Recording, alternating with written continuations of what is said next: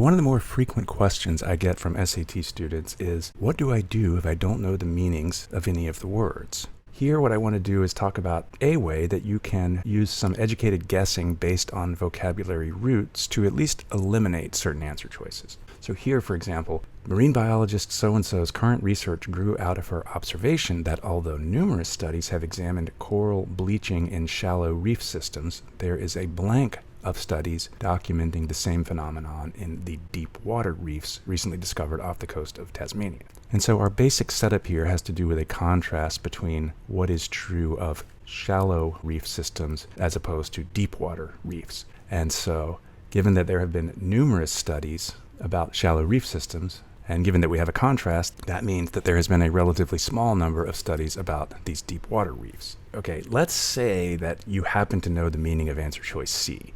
That means a lot of, an abundance of, a great amount of, and we can eliminate that. Just being hypothetical here. And then let's say that you know that A has something to do with a speculation or an educated guess or a hypothesis, something along those lines, and you can eliminate that. And now we've got two answer choices, and let's just say that you don't know what either of these mean. Well, you can look at verisimilitude and break that down into parts.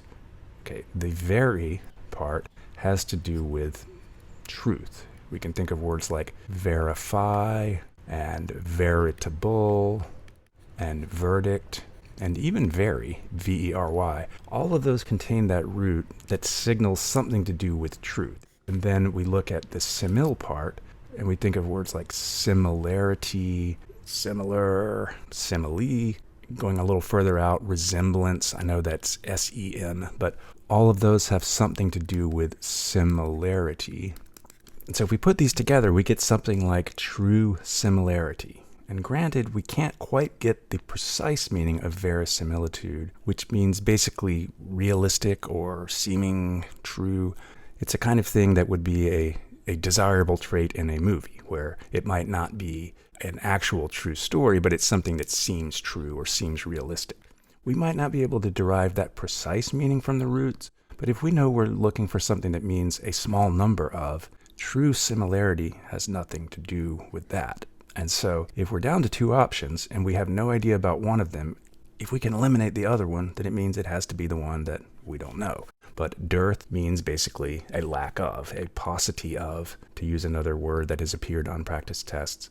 And so that would be our correct answer. And so is this method perfect? Is it always going to lead you to the right answer? No. The only way to be assured that you'd always get the right answer is to know every word that they could possibly ask. And that's a tough thing to do for a lot of students, especially if your time is limited.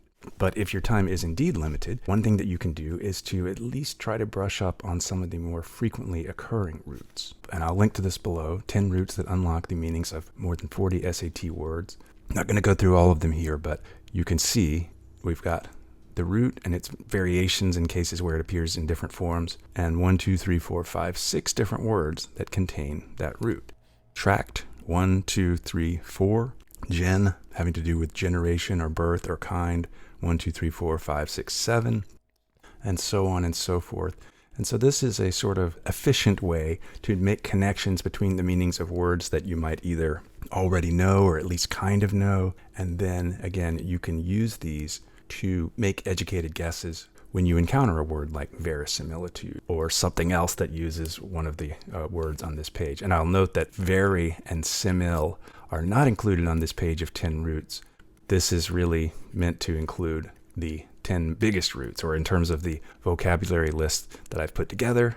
I'll link to that below as well. But these are the ones that appear the most frequently. And if you're so inclined, you can follow the link here and get the full guide that has 33 roots connecting to the meanings of over 100 words. But roots are definitely your friends, something that can be really helpful in anchoring the meanings of new words and connecting those meanings to other words that you already know, and then again, in making educated guesses about words you've never seen before when you encounter them on the test.